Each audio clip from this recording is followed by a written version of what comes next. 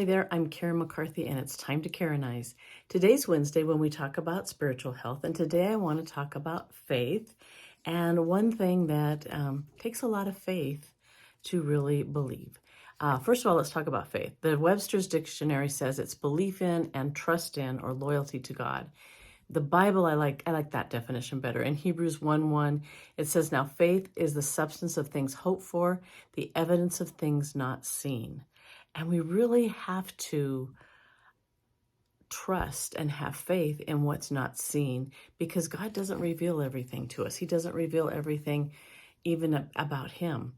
Um, that's not to say there's not evidence of Him everywhere I look. I cannot believe that everything started by accident.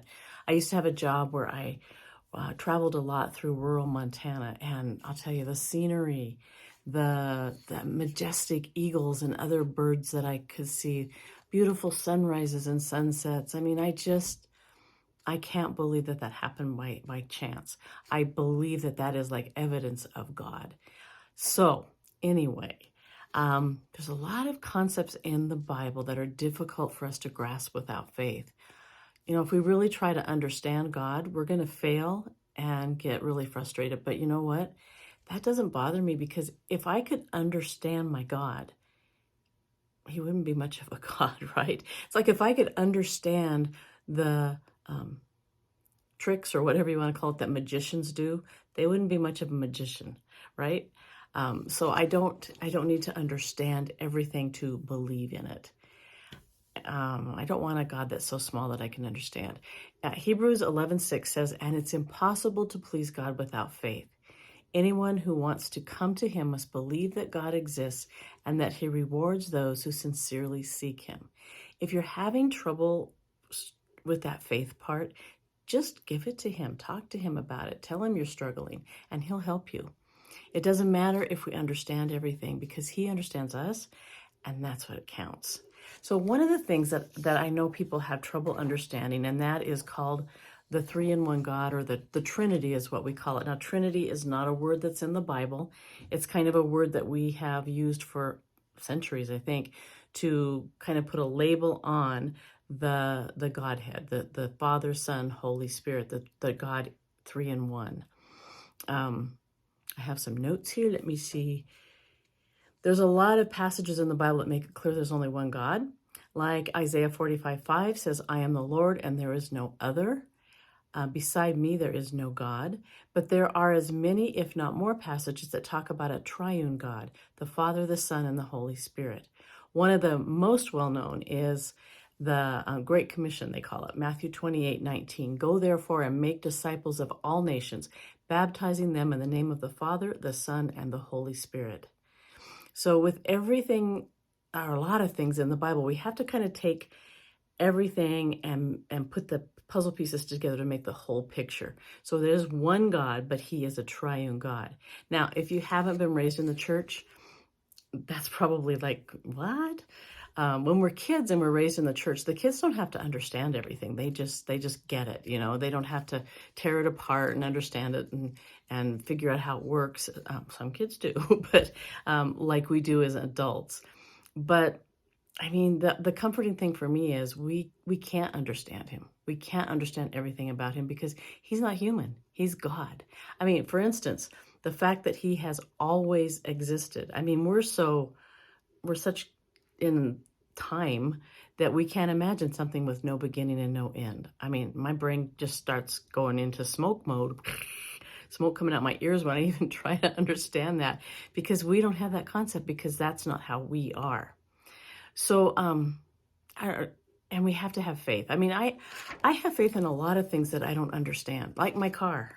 I have no clue how those things work.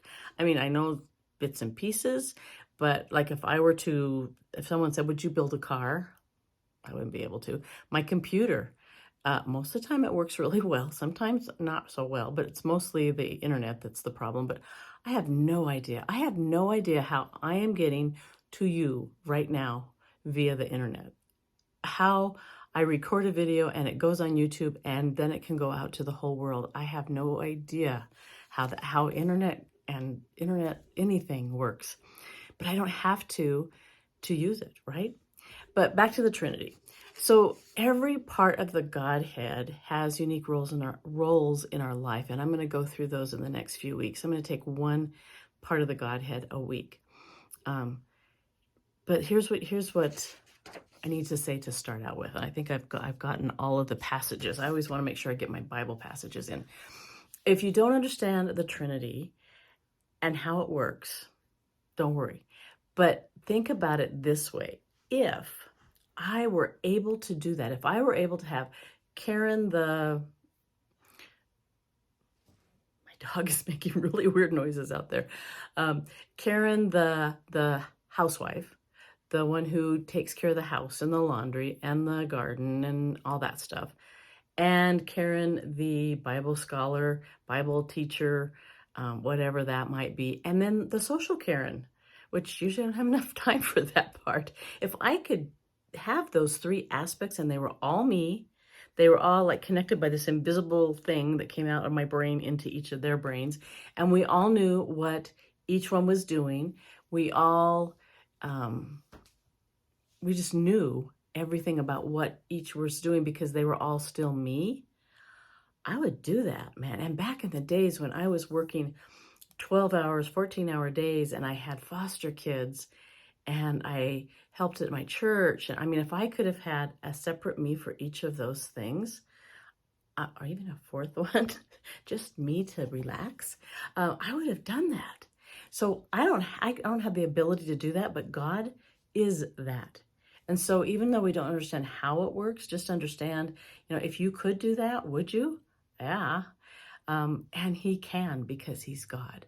So I don't know if that helps. It always helped me just to know that even though I don't understand how things work, I can still believe in them, and I can still believe in him even though I don't understand how can he be omnipresent and I can't even say all those words. Anyway, how can he have a link to each and every person on earth where he can hear each of our prayers individually? Even if every person on earth was praying a different prayer at the same time, he would be able to hear each of our prayers totally.